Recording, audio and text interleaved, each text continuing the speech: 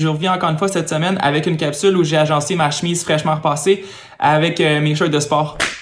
Confinement oblige.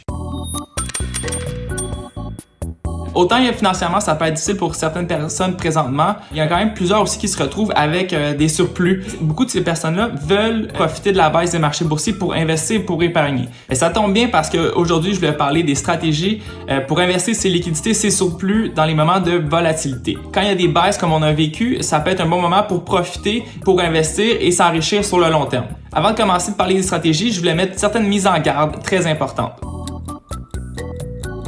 Premièrement, si on investit de l'argent présentement, il faut s'assurer que c'est de l'argent qui est pour le long terme. C'est pas quelque chose qu'on veut investir pour le court terme en espérant de faire un petit peu de sous parce que le marché a descendu. On sait pas combien de temps ça va durer. Il y a encore beaucoup d'incertitudes, il y a encore beaucoup d'inconnus. Donc, c'est important de bien comprendre ça.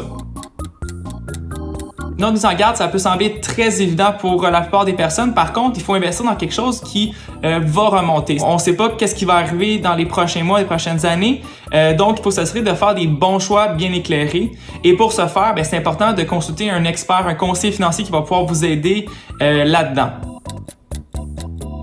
C'est important de bien évaluer sa tolérance de risque, malgré le fait que tout est descendu. Certaines personnes vont dire « Ah oui, on va beaucoup dans quelque chose de risqué. » C'est pas nécessairement des fonds qui sont faits ou des investissements qui sont faits pour vous. Et ça, votre tolérance de risque ne devrait pas changer. Par contre, si vous avez une horizon de placement à court terme et que cet argent-là que vous investissez est pour le long terme, ça peut être quand même une bonne idée de faire attention pour aller vers quelque chose de trop risqué.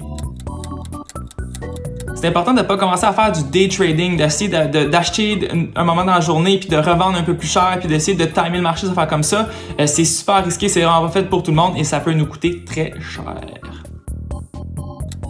C'est important d'investir assez régulièrement. Pas à chaque mois, pas à chaque 2-3 semaines, idéalement à chaque semaine. Le but de ça, c'est de profiter des fluctuations de marché qu'on connaît assez régulièrement. Le marché peut aller d'un côté ou de l'autre plus souvent qu'on pense. On ne sait pas ce qui va se passer dans les prochaines semaines, dans les prochains mois. Ça peut être une bonne idée d'investir graduellement.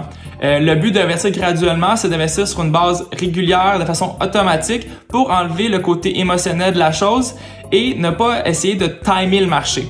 Si on investit tout aujourd'hui ou tout dans une journée, on va avoir le sentiment d'un peu de tout mettre nos œufs dans le même panier et ce serait plate qu'on investisse une journée et qu'on connaisse une deuxième baisse de marché. Donc, c'est ce qui conclut les trucs et stratégies pour investir ses liquidités en période de volatilité. Encore une fois, consultez un expert, faites des recherches et faites attention, assurez-vous que c'est vraiment pour le long terme tous ces investissements-là présentement. Et si jamais vous avez des questions, n'hésitez pas, écrivez en commentaire. On veut savoir qu'est-ce qui vous préoccupe, comment on peut vous aider. Ça va nous faire plaisir de faire d'autres capsules pour vos besoins à vous.